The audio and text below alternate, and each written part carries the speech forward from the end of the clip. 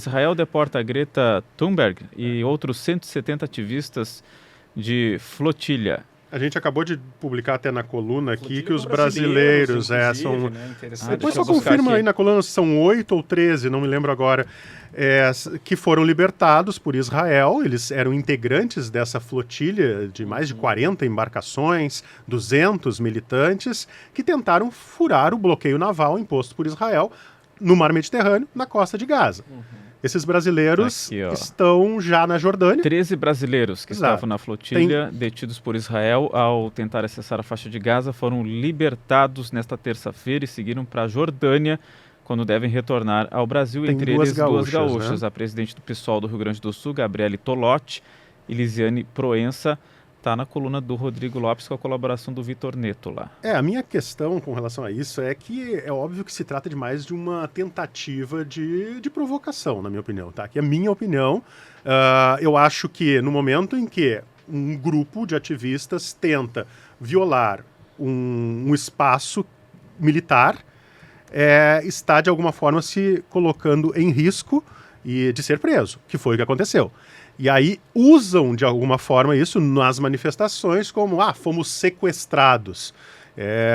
Denunciam supostas violações, agressões por parte dos militares. Eu acho que há uma predisposição no momento que tu está violando uma área militar. A gente pode discutir se essa área militar é legal ou ilegal perante o direito internacional. Perfeito. Mas existe um bloqueio naval a Gaza. Eu, como jornalista, não consegui entrar, infelizmente, em Gaza. Aliás, semana passada, BBC, New York Times, grandes emissoras de jornalismo globais reivindicaram a Israel que abrisse o território de Gaza para que a imprensa independente e profissional pudesse acessar. A gente não sabe o que está acontecendo em Gaza.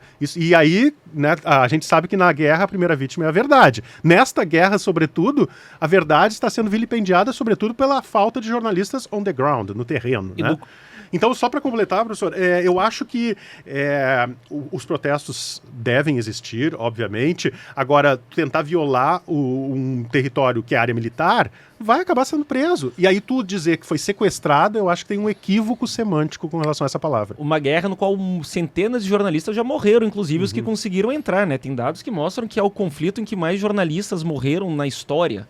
Então é uma coisa absurda. E existe esse bloqueio, de fato, que é um bloqueio humanitário, mais do que um bloqueio militar, que inclusive impede a entrada de alimentos, a entrada de água, a entrada de remédios, né? E que eu acho que é altamente contestável do ponto de vista do direito internacional humanitário, este bloqueio.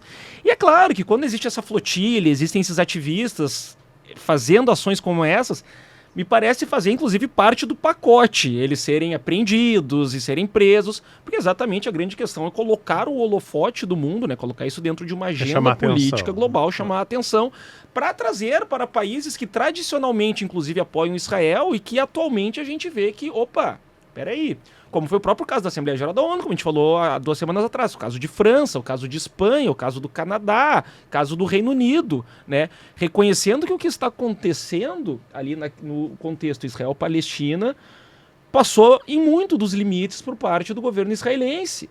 Né? E também essa é uma outra questão que o próprio Donald Trump coloca. Esse é o ponto 2 do programa de 20 pontos dele, que é o seguinte, ele fala: a população de Gaza, o povo de Gaza já sofreu muito, isso está ali. Então é interessante o Donald Trump falar isso, o povo de Gaza já sofreu muito. Né? Então é um contexto interessante para a gente pensar e pensar o papel de brasileiros aí, pensar de como isso, inclusive, né? Eu sempre tendo a trazer as questões para a perspectiva brasileira, afinal de contas, um dos meus pontos de estudo é política externa brasileira e dentro do governo atual, a política externa é uma coisa bastante tutelada, é uma coisa que ocupa uma atenção especial. E inclusive, o presidente Lula, que foi considerado persona non grata, é considerado persona non grata em Israel, mas assim como é também o secretário-geral da ONU, Antônio Guterres. E que a gente vê que existem algumas barreiras e que a gente vê que existem algumas dificuldades para pensar coalizões internacionais para lidar com um contexto de paz naquela região.